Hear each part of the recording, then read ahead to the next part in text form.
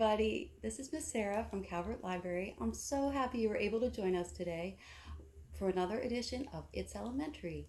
Today, I would like to share with you a really beautiful book called Keeping the City Going by Brian Floca.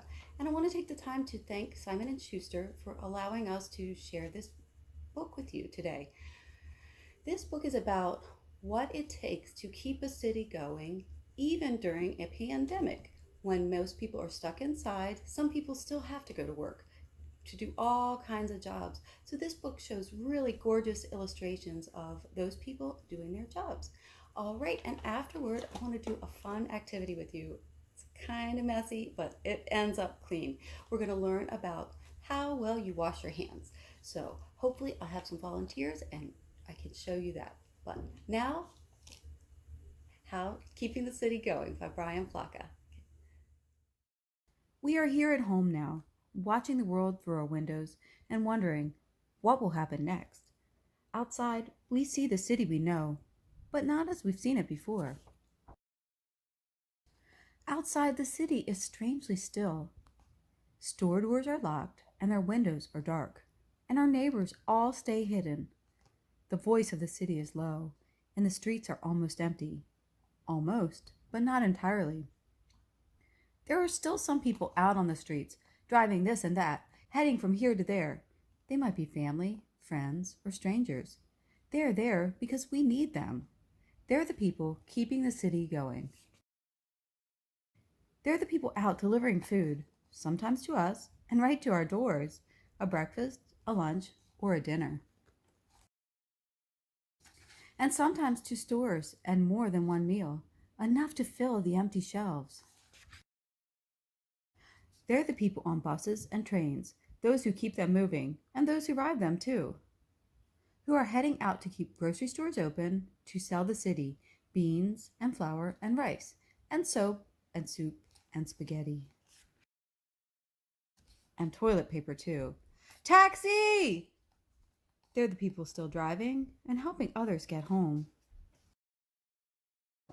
They're the people keeping the city clean. Pretty clean. They're delivering letters and packages, boxes full of things people need and can't go out and buy. And maybe, just maybe, they're bringing that one thing we ordered that we don't really need. But we've been stuck at home and we are bored and we bought it. We'll try not to do it again. They're out on the street and under the street, keeping water, gas, and electricity flowing. They're keeping the phones and the internet working, helping us feel not so alone, helping us stay connected with streaming shows and video calls, and our teachers and classes and story times too. They're the people in charge of putting out fires, and the people whose job it is to keep everyone safe. They're the paramedics and the EMTs, taking people to the care that they need. They're the doctors and nurses, the technicians and aides and clerks and cleaners, everyone working through long days and worry to help patients heal. We see the city strangely still, and we miss our friends and neighbors, and we miss the voice of the city, but we see the people still out on the streets, and whether they're family, friends, or strangers, we see the work they're doing. And every evening at 7 o'clock, we open our windows and lean out and look, and lean out and listen. We see the city we know, but not as we've seen it before.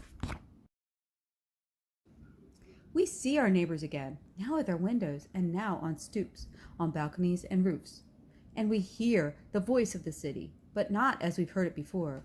The sounds at first are low, a clap, a whistle, a call. The sounds are low, and then they grow. Pots bang! Drums boom, bells ring, horns blow, a racket, a din, and a row. We join with our cheering. We join with a clap. We hear the city say to us, and we say back to the city, that we are still here, and we are here together. We hear the city say, and we say with the city, and we say all together, thanks to the people still out on the streets, driving this and that, going from here to there, and taking care of the sick. thanks to the people keeping our city going. The end. Okay. All right, for this activity, you're going to need a sink with running water. You're going to need washable paint, hand soap, and a towel for cleaning up afterwards.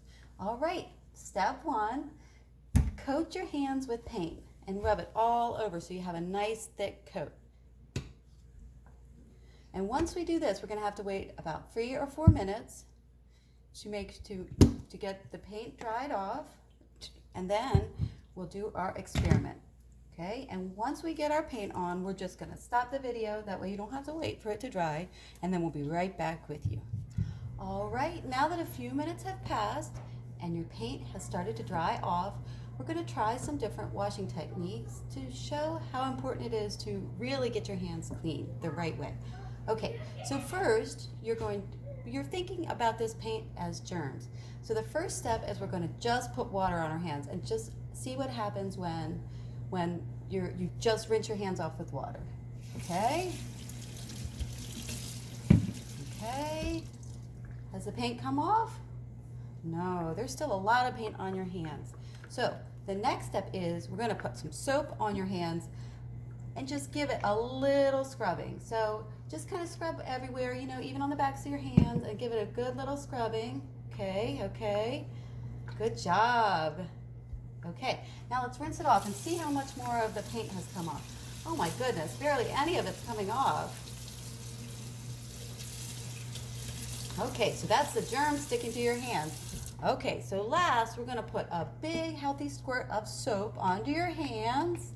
Then you're going to really scrub your hands, making sure you're getting into all the little cracks and crevices and all the way up to your wrists.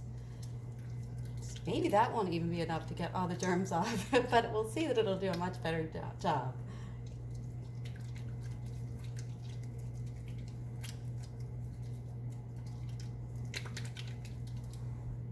Okay, let's rinse it off. Let's see how many of the germs have come off. Oh, yep, and it's important. You really work that water up over your skin to remove all those germs. Okay. Make sure you get in between your fingers.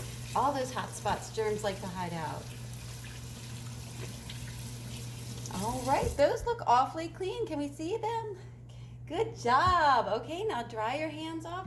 And I think we've all learned a good lesson about how important it is to really get soap on your hands and scrub them for a few seconds.